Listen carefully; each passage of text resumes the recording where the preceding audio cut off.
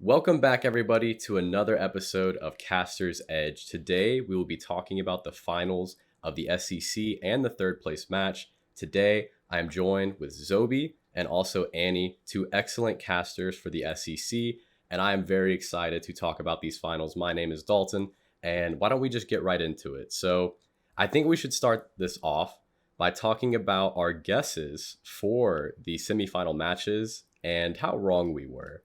Zobi, can we get into that? Just like both games, the playoffs, I was 2-0 in predictions.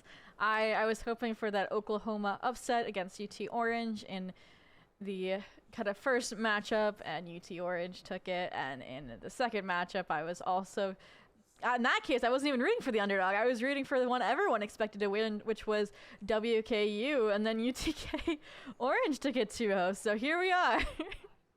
Here we are. Annie, I know you were actually saved by not being a part of that video, so you don't get to get flamed. But who did you think was going to win going into that? I'm gonna be honest. I thought UT was gonna win just from what I'd heard from other people about UT. Yeah, I know. I guess that's what I was expecting. But I haven't haven't watched them play. But all I've really heard is that they've kind of been just steamrolling their opponents usually. Yeah, and still undefeated, UT is going into this. But that Western Kentucky match, Annie, were you expecting Western Kentucky to not be able to capitalize off of UTK? Nope. I'm gonna be honest with you. Watching pretty sure I watched like two or three. I've even casted two of them with the WKU matches, and I was like, wow, these guys look really good. And I was kind of like, okay, well, it doesn't seem like they're gonna drop a map now, but you never know, I guess. I mean, anything can happen.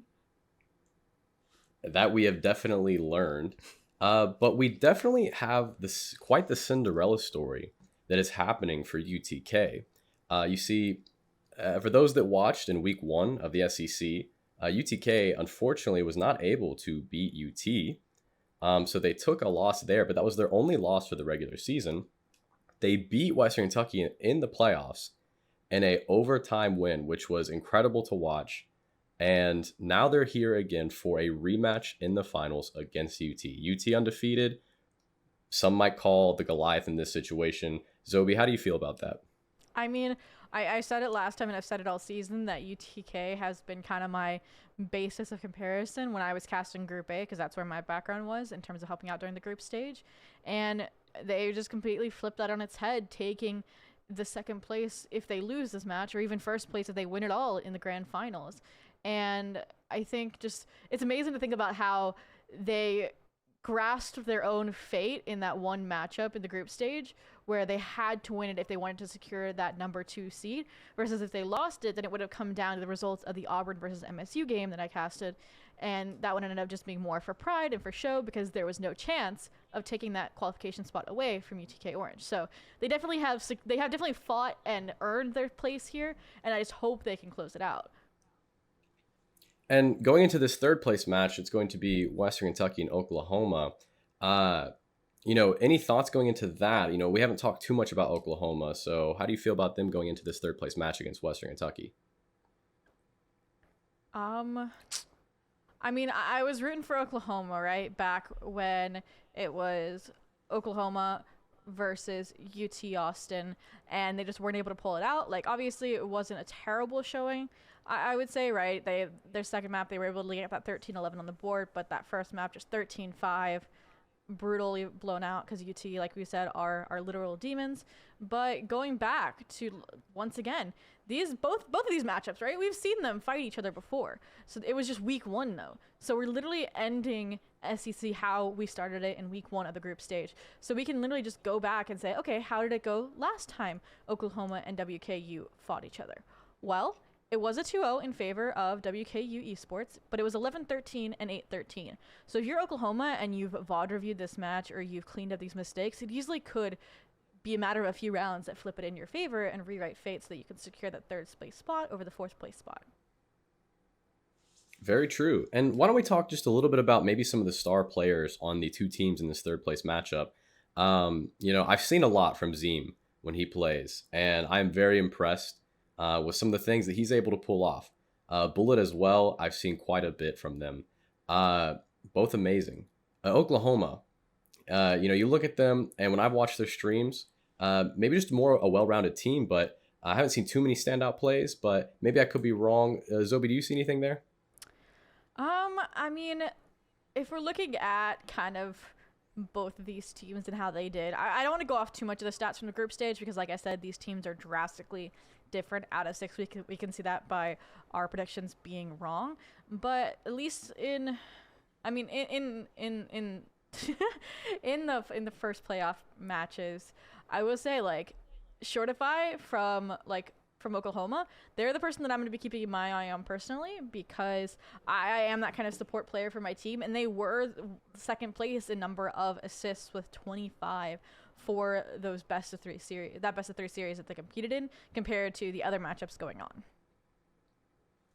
Very true. And Annie, do you have anything to add, maybe about star players or how you feel with these two teams in the third place match?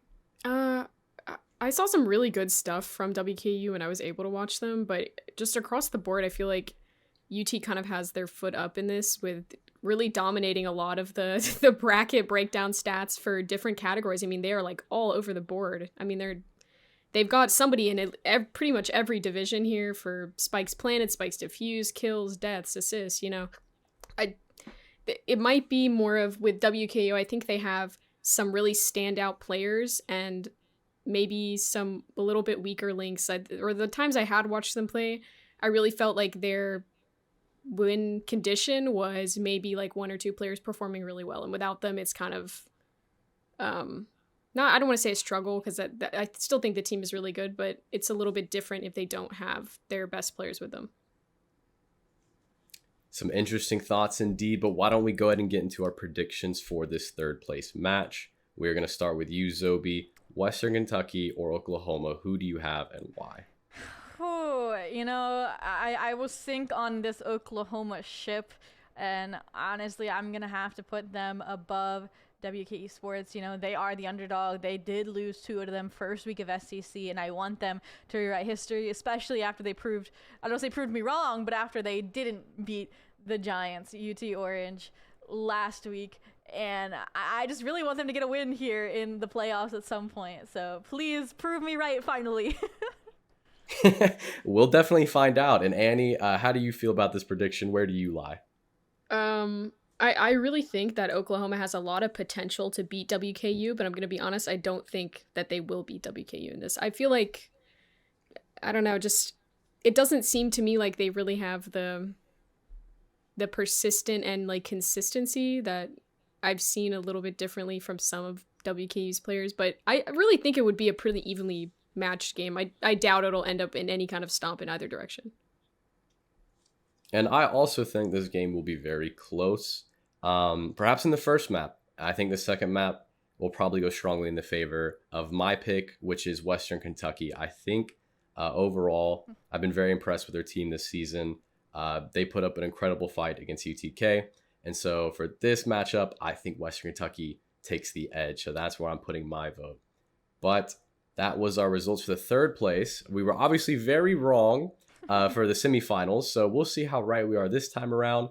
But now let's get into the most exciting matchup, which is the finals, UT versus UTK, the two orange teams. We've already talked about them a little bit.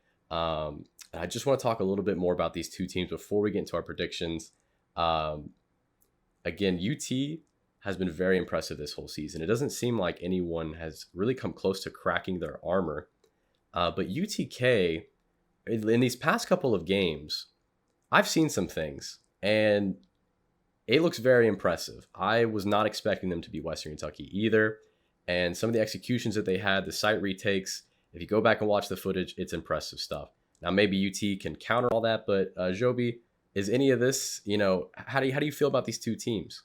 I mean, like I said, I don't want to completely look through the spyglass into the group stage because week one, right? It was a 2-0 in favor of UT where it was 11-13 on Bind. So like you said, they got close to cracking that shell. But then they got completely blown out the second map, 13-1. Or sorry, on I think it's backwards in Battlefly, apologies. I believe they were 13-1 on Bind. but then they've gotten 11-13 on Haven. So it's definitely very hard to tell if they're going to be able to kind of look past that or improve that much to change it, especially if the map pool is in favor of UT Orange. Beyond that, though, like I said, these teams look very, very different looking at just the playoff stats alone from those semifinals matches, right? Like the team KDAs, 1.8 for UC Orange, 1.5 for UTK Orange. Like they even had a higher one than Western Kentucky with their 1.4. So that plus just the fact that both of these teams are so dominant on their attack half, having 16 and 14 spikes planted for each team respectively, I think it's really going to come down to, like you said, how they execute their retakes on their defensive half, no matter which map we're taken to. Any thoughts on any of that, or where do you stand on this currently? I mean, there's a lot of really good points made there too, and it really comes down to not like an individual player thing after a certain point of time. It really comes down to how they're going to play as a team and how they're going to react, to different things that they will be dealing with in game. That's what it really comes down to at the end of the day. I mean, you can have better players, you can have better stats and better strategies, but if you can't execute things and react in a way that is working for your team and letting you guys win, then at the end of the day, that's what it is. It really comes down to which team can react to each other and adapt faster. That can be true. And I myself am a huge stats guy. I love Excel sheets. I love looking at shiny grass. I love looking at bar charts. All that means a lot to me. But time and time again, I've been proven wrong. If you were to look at stats and look at Western Kentucky and how they ended up making it as far as they did undefeated, the stats wouldn't have agreed with that. And so time and time again, my stats have been wrong. And, I love to now just go off of feels and how I feel about these teams and what I've seen and what I've been watching. And right now, I mean, I've seen some spicy stuff from UTK, but why don't we go ahead and get into these final predictions, the ones that matter most, the ones that we will be judged for the most. And we're going to start with you, Joby. Who are you picking? All right. Well, if I'm going off of feels, every part of my heart wants UTA Orange to win, but realistically, UT Orange has just the Longhorns. They've been dominant the entire group stage, dominant in the playoffs, and I think, even though it's not technically stats, but I think their record of being undefeated, not dropping a single map, will show here. So I'm going to have to go with UT Orange here. All right, and Annie, who are you picking and why? I'm going to have to side with Zoe here. Just for the same reasons, not dropping a map either is, I think, a big indicator of how strong of a team they can be, and they're not dropping maps against multiple different kinds of teams and different styles of gameplay, and I think that's a really good indication of how strong of a team that they really look in this. And I think that both teams are really good, and I think it has potential to be a really close match, and it's going to come down to who's making the most mistakes and who isn't adapting. And while a lot of what you guys have said might be true, when you look at UTK, especially in their performance in the semifinals, I've seen some things. I felt the energy that team brings. You've seen some things. You've read the script. I have the script right here, and the script says that this will be a battle of epic proportions, because one thing we haven't talked about, this finals is going to be a best of 5. So all of this best of 3 that's been going around, thrown out the window. You now have more opportunities, more maps to show your talent and really find out, who deserves that number 1 spot by allowing more games to be played, more strategies and more maps to be seen. And because of that, because of how I've seen UTK play as a team, and because I love a great underdog story, my pick's UTK. That's where I'm going to pick. And so I'm excited to see how these games play out. Hopefully, maybe we're just a little bit more right this time. Maybe the stats have told us something. But regardless, it's been a great season so far. I've been proud of all the teams that have been playing, and I love collegiate esports. I love watching this. I'm sure a lot of people agree. We've had some amazing casters, but we'll see. We'll see who had the right vibes going into this final picks. Any closing remarks by any of you two? Just that I hope the best of 5 isn't a 3-0. Yeah, I'm gonna have to agree. Yeah, cue the clip that I just made for them. If it is a 3-0, that it will not be. That'll be a very large caster's curse. But thank you guys for being here, Zoe and Annie. This has been another episode of Caster's Edge. Of course, us predicting the finals. We'll see how the results fare and if we were right. and maybe you guys can judge us online. We'll see you guys then. Thank you for having us. Bye.